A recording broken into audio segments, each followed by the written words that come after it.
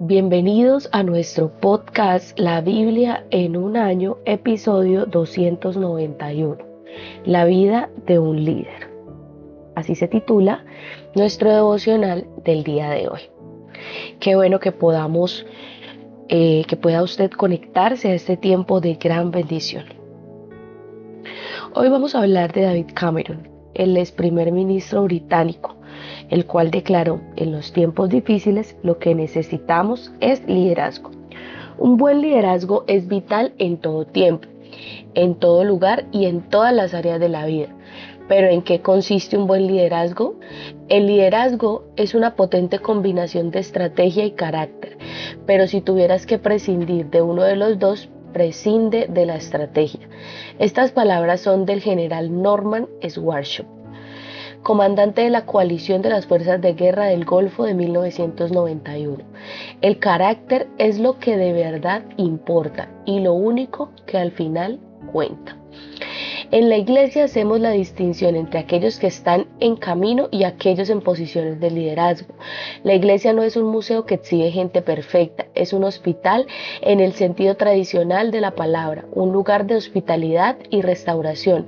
Es un lugar donde los heridos, los lastimados, los quebrantados y los enfermos pueden encontrar sanación. Es una comunidad de pecadores en la que acogemos a todos independientemente de su estilo de vida. Tenemos una puerta principal muy ancha y todos son bienvenidos. Por otro lado, no ponemos a la gente en posiciones de liderazgo si su estilo de vida está en contradicción con el Nuevo Testamento. El liderazgo no es funcional, también requiere de responsabilidad de vivir como ejemplo para los demás. Los líderes son modelos para el resto de la congregación. Por supuesto, nadie es perfecto, no tienes que serlo para ser un ejemplo, pero tenemos que asegurarnos de que el estilo de vida y el carácter de nuestros líderes están alineados con el Nuevo Testamento. Bueno, yo los voy a invitar a que me acompañen a Salmo 119 y vamos a estar leyendo desde el versículo 57 al versículo 64, en la versión Palabra de Dios para Todos.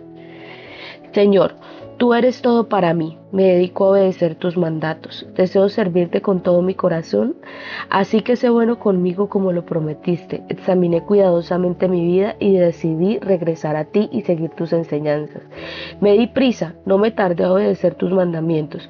Aunque los perversos me tienen rodeado, yo no he olvidado tus enseñanzas. En medio de la noche me levanto para agradecerte por tus justas órdenes. Soy compañero de todos los que te respetan, de todos los que te obedecen tus instrucciones. Señor, tú llenas toda la tierra de tu fiel amor, enséñame tus mandatos. Amén. Los líderes de la alabanza. Como decía John Gimber en Días de Prueba Definitiva, no será el escribir y producir una música de alabanza nueva y magnífica. La prueba real será la santidad y el carácter de aquellos que la interpretan. El salmista era un líder de alabanza que caminaba en una estrecha relación con el Señor.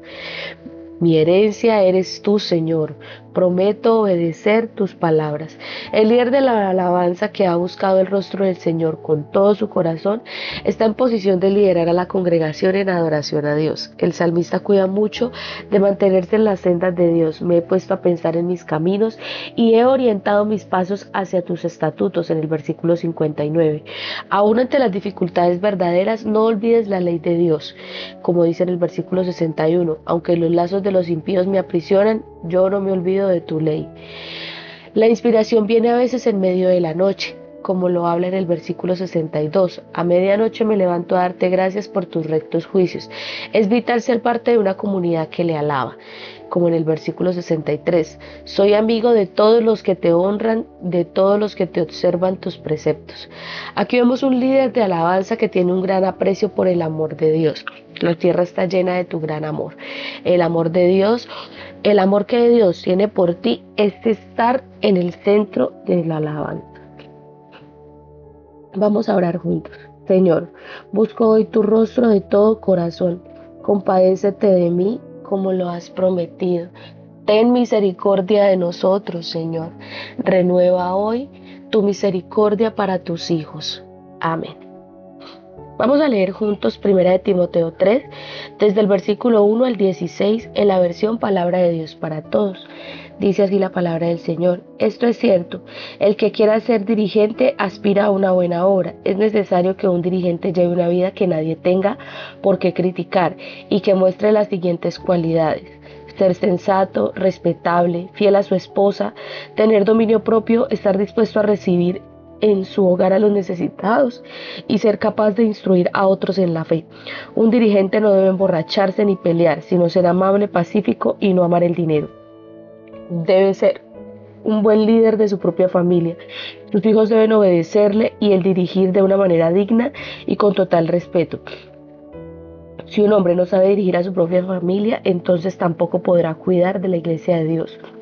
No debe ser nuevo creyente para que se enorgullezca y no caiga en la misma condenación en la que cayó el diablo. Además, debe tener respeto de la gente que no es de la iglesia. De esa manera evitará críticas y no caerá en las trampas del diablo. Tratará de ponerle. Así también, los ayudantes deben ser respetables, sinceros, no tomar mucho vino y no ganar dinero de manera deshonesta. Deben seguir la fe que ahora Dios nos ha dado a conocer y tener la conciencia limpia. Primero hay que ponerlos a prueba y entonces, si no hay nada en su contra, podrán servir en la iglesia. Asimismo, las mujeres deben tener estas cualidades: tener el respeto de los demás, no hablar mal de otros, tener dominio propio y ser dignas de confianza en todo lo que hacen. Los ayudantes deben ser fieles a su esposa y dirigir bien a sus hijos y su hogar. Los ayudantes que hacen bien su trabajo obtienen un puesto honorable y fortalecen su fe en Jesucristo. Espero ir a verte pronto, sin embargo te escribo estas instrucciones por ahora. Tal vez no pueda llegar pronto, así que quiero que sepas cómo se debe vivir en la familia de Dios. Esta familia es la iglesia del Dios viviente, columna y fundamento de la verdad. En ella se basa nuestra vida dedicada a Dios. Sin lugar a dudas, qué grande es esa verdad que no se nos reveló sino hasta ahora. Cristo se dio a conocer en cuerpo humano. Lo que enseñó fue comprobado por el Espíritu y luego fue presentado a los ángeles, fue anunciado a las naciones y gente de todo el mundo creyó en él y nuevamente recibió el honor que antes tenía. Los líderes de la iglesia. En un sentido de la palabra, todo cristiano es un líder. Si el liderazgo consiste en influencia, todos la tenemos en el trabajo, el hogar, la comunidad, pero este pasaje trata específicamente del liderazgo de la iglesia. La iglesia tendría que ser como un hogar, es la casa de Dios. Liderar una iglesia es como liderar una gran familia. Pablo se pregunta, ¿cómo puede alguien gobernar una iglesia si no puede gobernar su propia familia? Los buenos líderes deberían ser capaces de gobernar sus propias casas. La misma palabra griega se utiliza para la casa de Dios, la iglesia. Deberían ser los capaces de guiar y alimentar su propia familia con sabiduría, amor y fidelidad. Es interesante como casi todas las cualidades que se necesitan para ser un supervisor son las mismas que se animan a tener todos los cristianos en términos de santidad. Robert Murray, primer ministro escocés, dijo en una ocasión: la necesidad más grande de mi pueblo es mi santidad personal. La lista de características es amplia. Los líderes deberían ser bien considerados, deberían vivir de tal manera que nadie pudiera encontrar bases para acusarlos de malversación.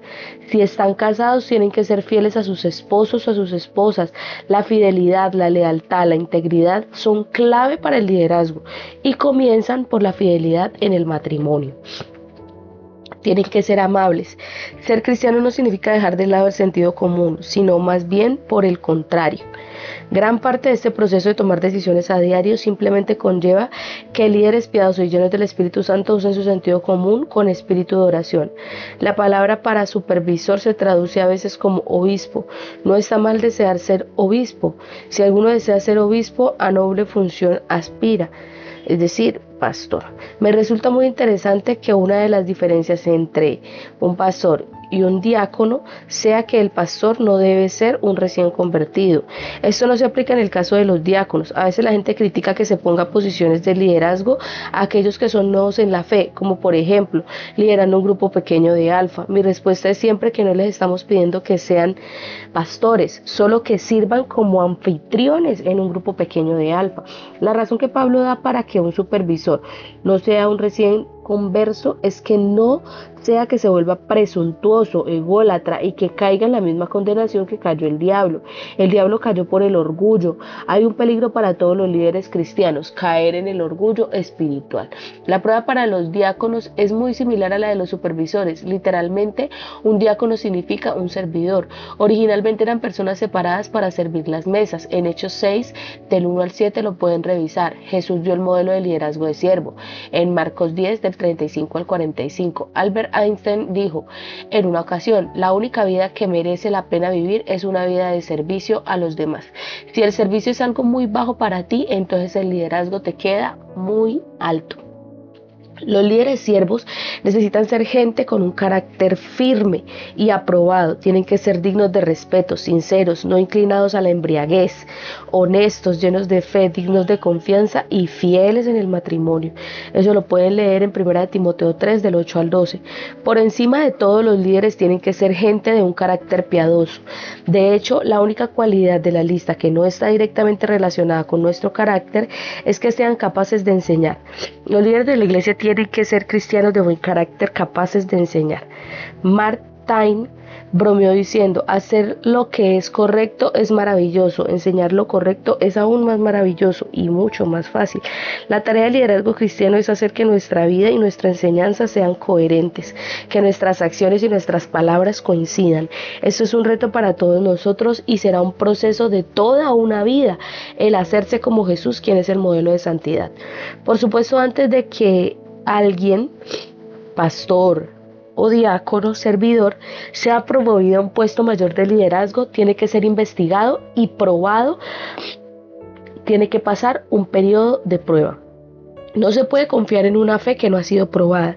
Las dificultades, las decepciones y los momentos de desierto nos prueban con la esperanza de que nos hagan madurar y desarrollen nuestro carácter y nos preparen para el liderazgo.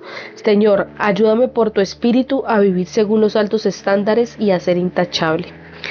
Acompáñeme hoy a leer Jeremías 38.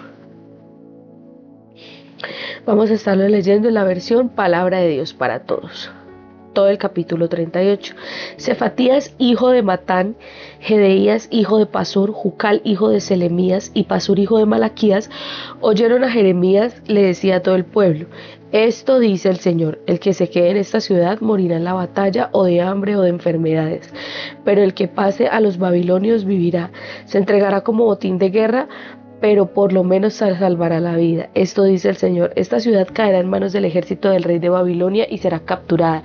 Entonces los oficiales le dijeron al rey: hay que matar a este hombre porque con estos mensajes está desanimando a los soldados que quedan en esta ciudad y a todo el pueblo. En realidad este hombre no busca el bienestar del pueblo, sino el sufrimiento. El rey Sedequías dijo: hagan lo que les parezca, yo ya ni puedo oponerme a ustedes.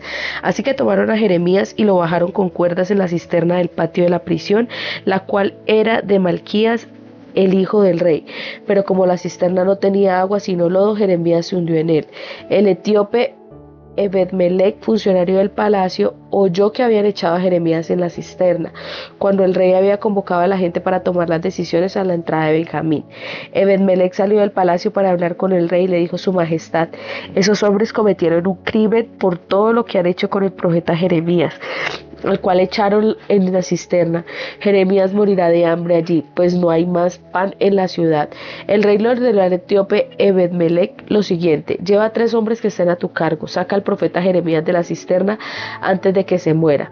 Así lo hizo Ebed-Melech y fue al depósito de ropa del palacio y sacó telas y trapos viejos, los cuales bajó a la cisterna por medio de sogas para sacar a Jeremías. Entonces el etíope Ebed-Melech le dijo a Jeremías: coloca los trapos debajo de tus axilas, entre las sogas y tu piel. Así lo hizo Jeremías. Los hombres tiraron de las sogas y lo sacaron de la cisterna. Entonces Jeremías se quedó en el patio de la prisión. El rey Sedequías mandó a traer al profeta Jeremías para que se presentara ante él a la tercera puerta del templo del Señor. El rey le dijo allí a Jeremías: quiero hacerte una pregunta y espero que no me ocultes nada. Entonces Jeremías le respondió a Sedequías: sí, respondo la pregunta, Su Majestad. Lo más seguro es que me mande a matar, y si le doy mi consejo, no me hará caso. El rey Sedequías le juró en secreto a Jeremías esto: juro por el Señor que nos creó y nos dio vida, que no te mataré y que no te entregaré en manos de esos hombres que quieren matarte. Entonces Jeremías le dijo a Sedequías: Esto dice el Señor Todopoderoso, Dios de Israel: si te rindes ante los oficiales del rey de Babilonia, salvarás tu vida. Esta ciudad no será incendiada y tú y tu familia vivirán. Pero si no te rindes ante los oficiales del rey de Babilonia, entonces esta ciudad será entregada en manos de los babilonios. La incendiarán y no podrás escapar de él. El rey Sedequías le dijo a Jeremías: tengo miedo de los judíos que se pusieron de parte de los babilonios, porque me pueden entregar en sus manos para que me torturen. Jeremías le respondió: eso no sucederá. Escuche, su majestad, el mensaje del Señor que le estoy dando, y todo saldrá bien y vivirá. Pero si se niega a rendirse, esto es lo que el Señor ha mostrado que sucederá. Todas las mujeres que permanezcan en el palacio del rey de Judá serán entregadas a los oficiales del rey de Babilonia y dirán: tus mejores amigos te convencieron y te llevaron por el camino equivocado.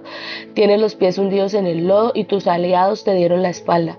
Todas las mujeres y los hijos de su majestad serán entregados a los babilonios y su majestad no podrá escapar de ellos, sino que caerá en manos del rey de Babilonia y esta ciudad será incendiada. Entonces Sedequías le dijo a Jeremías: si aprecias en algo tu vida, no comentes con nadie esta conversación. Si los funcionarios se enteran de que he hablado contigo y te preguntan qué le dijiste al rey, no nos ocultes nada y no te mataremos. Tú le dirás: le estaba suplicando al rey que no me devolviera a la casa de Jonatán para no morir allí. Efectivamente, los funcionarios fueron a interrogar a Jeremías y él les respondió tal como el rey le había indicado. Así lo dejaron en paz porque nadie había escuchado la conversación. Y Jeremías permaneció en el patio de la prisión hasta el día que los babilonios la capturaron. Jeremías 39. Vamos a leer todo el capítulo 39 de la versión Palabra de Dios para Todos. El mes 10 del año 9 del reinado de Sedequías, rey de Judá, llegó Nabucodonosor, rey de Babilonia, y todo su ejército vinieron a Jerusalén y la sitiaron. El día 9 del cuarto mes del año 11 del reinado de Sedequías, abrieron una brecha en el muro de la ciudad, por la que entraron todos los oficiales del rey de Babilonia hasta instalarse en la puerta central de la ciudad: Nergal-Sarecer de Samgar, Nebo de Serquín, un oficial principal, Nergal-Sarecer, también un alto funcionario, y todos los otros oficiales del rey de Babilonia. Al verlos Sedequías, rey de Judá, todos sus soldados huyeron de la ciudad, salieron de noche por el jardín real, por la puerta que está entre los dos muros, tomando el camino de Araba. Pero el ejército de los babilonios los persiguió al rey y le dio alcance a Sedequías en la llanura de Jericó, y lo llevaron ante Nabucodonosor, rey de Babilonia, en Ribla, territorio de Hamat, donde dictó sentencia contra Sedequías. Ante los ojos de Sedequías, rey de Babilonia, mandó a degollar a los hijos de Sedequías en Ribla, e hizo lo mismo con todos los nobles de Judá. Luego hizo que sacaran los ojos a Sedequías y lo encadenaron, y se lo llevaron prisionero a Babilonia. Los babilonios incendiaron el palacio del rey y las casas del pueblo y derribaron las murallas de Jerusalén. Nabuzaradán, comandante de la guardia, llevó cautivos a Babilonia a todos los que quedaban en la ciudad, a los que habían desertado. No solo dejó en el territorio de Judá una gente de la más pobre, le dio campos y viñedos. En cuanto a Jeremías, el rey Nabucodonosor le dio la siguiente orden: Nabuzaradán, comandante de la guardia: toma a Jeremías bajo tu cuidado, no le hagan ningún daño y satisface todas sus peticiones. Entonces Nabuzaradán, comandante de la guardia, Nebuzazban, el alto oficial del ejército Nergal-Sarecer, un alto funcionario, y todos los demás oficiales del rey de Babilonia ordenaron sacar a Jeremías del patio de la prisión y lo pusieron en manos de Gedalías, hijo de Jecán, nieto de Safán, para que lo llevara de nuevo a su casa. Así que Jeremías vivió en medio del pueblo.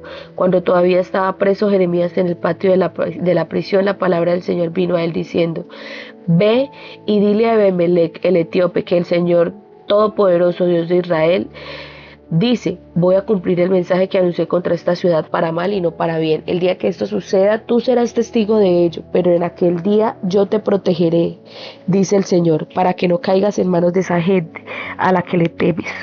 Puedes tener la seguridad de que yo te libraré, dice el Señor. Tu vida será tu botín de guerra por haber confiado en mí. Amén. Gloria al Señor. Vamos a continuar leyendo Jeremías capítulo 40, pero vamos a leer solamente desde el versículo 1 al 6, en la versión Palabra de Dios para Todos. Este es el mensaje que el Señor le dio a Jeremías después de que Nabuzaradán, comandante de la guardia, lo liberó en Rama. Allí Nabuzaradán lo había encontrado preso y encadenado entre todos los prisioneros de Jerusalén y de Judá que iban deportados a Babilonia. El comandante de la guardia tomó parte a Jeremías y le dijo: el Señor tu Dios advirtió sobre este desastre contra este lugar. El Señor ahora ha cumplido su amenaza. Todo eso ha ocurrido porque ustedes pecaron contra el Señor y no lo obedecieron. Sin embargo, hoy te libero de las cadenas que te atan las manos. Si quieres venir conmigo a Babilonia, ven que yo te cuidaré. Pero si no quieres venir, no vengas. Tienes todo el país para ir a donde mejor te parezca. Esta es tu última oportunidad. Vuelve junto a Gedalías, hijo de Ahicam, nieto de Safán, a quien el rey de Babilonia ha nombrado gobernador de las ciudades de Judá, y quédate con él y con tu pueblo, o ve donde mejor te parezca. Entonces el comandante de la guardia le dio provisiones y un regalo y lo dejó en libertad. Jeremías se fue a donde estaba Gedalías, hijo de Ahicam, en Mizpa, y se quedó a vivir con él y con el pueblo que quedaba en el país. Amén. Los líderes proféticos. La fidelidad a Dios y el buen carácter no garantizan la prosperidad ni una vida exenta de dolor. De hecho, para Jeremías fue el caso totalmente opuesto. Jeremías fue un profeta cuya vida y carácter son un excelente ejemplo para nosotros. Permaneció fiel a Dios y continuó escuchando la palabra de Dios y anunciándola, a pesar del hecho de haber sufrido por ella. Una y otra vez fue amenazado, rechazado, golpeado, encerrado, encarcelado en un calabozo subterráneo y después arrojado a una cisterna de lodo, abandonado hasta que se muriera, y aún así siguió escuchando a Dios y dando el mensaje de Dios y proclamándolo valientemente. En términos generales, el pueblo no respondió, malinterpretaron completamente su mensaje. Fue condenado por bajar la moral y causar daño a la gente que estaba tratando de salvar. No tendrías que sorprenderte si recibes el mismo trato. Una vez fue rescatado de la cisterna, Jeremías fue llevado ante el rey Sedequías por cuarta vez. Sedequías era un hombre que quería pero no hacía. Sedequías desobedeció la ley por cobardía. Le temía al pueblo igual que a Poncio Pilato, quien juzgó a Jesús. En 4 ocasiones Dios había hablado a Sedequías para tratar de salvarlo de las consecuencias de sus acciones. Cada una de ellas él se había rehusado a obedecer débilmente. Era cobarde. Eso lo vimos en el capítulo 39, donde leemos acerca de las consecuencias de esta actuación. Jeremías es por fin reivindicado en el capítulo 40, ¿sí? Donde vemos que él lo sacan de ser prisionero y le dan la libertad de escoger hacia dónde ir. Vamos a orar. Repita conmigo: Señor, te pido que bendigas y fortalezcas a los líderes de la iglesia de hoy, a los líderes de nuestra iglesia, la luz, a nuestros pastores, que su estilo de vida y su carácter nos inspiren a todos para llevar una vida buena y fructífera, una vida en santidad, que nos puedan contagiar de tu Espíritu Santo a todos nosotros. Amén. La pastora Pipa comenta en este devocional, en 1 Timoteo 3:11. Asimismo, las esposas de los diáconos deben ser honorables, no calumniadoras, sino moderadas y dignas de toda confianza. Esto sí es un reto. Claro que sí, es un reto para nosotros poder cumplir con las expectativas que Dios tiene de nosotros. Pero para eso Él nos dejó su Espíritu Santo, para que nos pueda guiar y nos pueda llevar a tener una vida conforme al corazón de Dios. No habiendo dicho más, muchas gracias por haberse conectado a este tiempo. Recuerde que la vida de un líder es una vida íntegra, una vida que vivimos conforme al corazón de Dios. Entonces, si usted está en este camino en donde usted cree y tiene su fe puesta en el Señor, debemos confiar en Él y llevar una vida íntegra conforme a lo que el Señor nos ha dicho en este tiempo. Muchas gracias por conectarse. Recuerde que este devocional lo escribió el pastor Nicky Gumbel de la iglesia HTB en Londres, con participación de su esposa Pipa Gumbel. Y este devocional, la voz que le dio vida a este podcast, es la de Surizada y González. Que el Señor les bendiga.